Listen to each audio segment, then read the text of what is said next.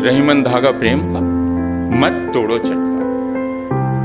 ये बहुत नाजुक धागा है, इस पर कोई भी वार करने के पहले सोच लीजिए, क्योंकि फिर गांठ पड़ जाती है और वह गांठ आपके अधिकार से एक सूत में नहीं बदल सकती।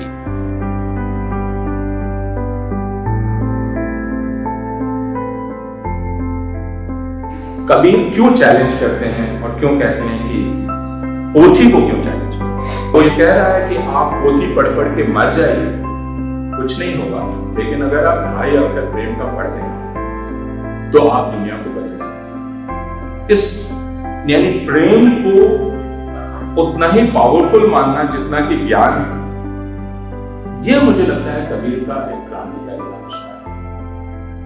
स्वाधीनता आंदोलन की विशेषता सिर्फ यह नहीं थी कि उसने अंग्रेजों की गुलामी से भारतवर्ष को आजाद दिलाया, बल्कि स्वाधीनता आंदोलन की विशेषता यह थी कि उसने यह कहा कि हम जिस स्वतंत्रता की बात कर रहे हैं उस स्वतंत्रता की बुनियाद ही मित्रता है।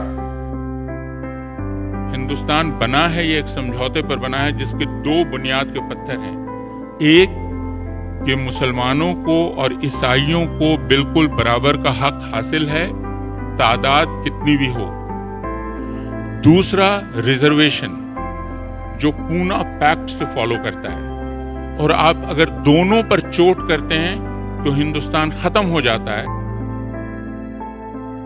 2019 में हिंदुस्तान सबसे ज़्यादा असुरक्षित है, हिंदुस्तान के मुसलमानों के लिए, ईसाइयों के लिए, दलितों के लिए।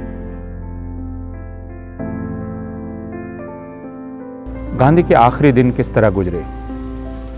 दिल्ली में नाराज हिंदुओं और सिखों की गालियां सुनते हुए, उन्हें समझाते हुए कि उनके दिलों में जो गुस्सा है और नफरत है उसको बदले की आग में नहीं बदलना चाहिए।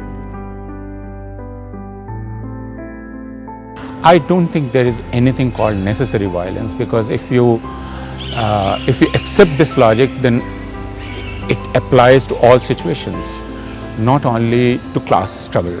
Then it would apply to a position where identity clashes are happening.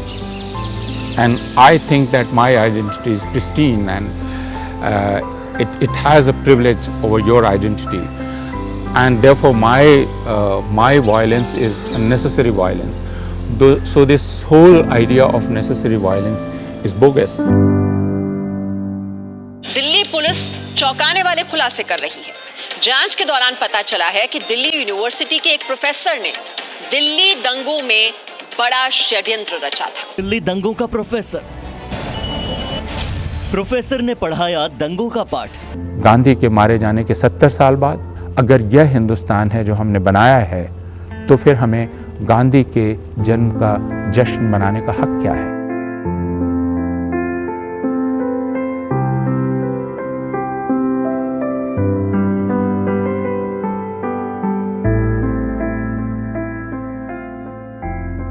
हमारे सामने फर्ज है हम अपने वक्त को पहचानें, उसको परिभाषित करें, उसके सामने मुश्किलें क्या हैं उनको चिन्हित करें, और उन मुश्किलों से लड़ने में हम कैसे अपनी भूमिका अदा कर सकते हैं वह तय करें।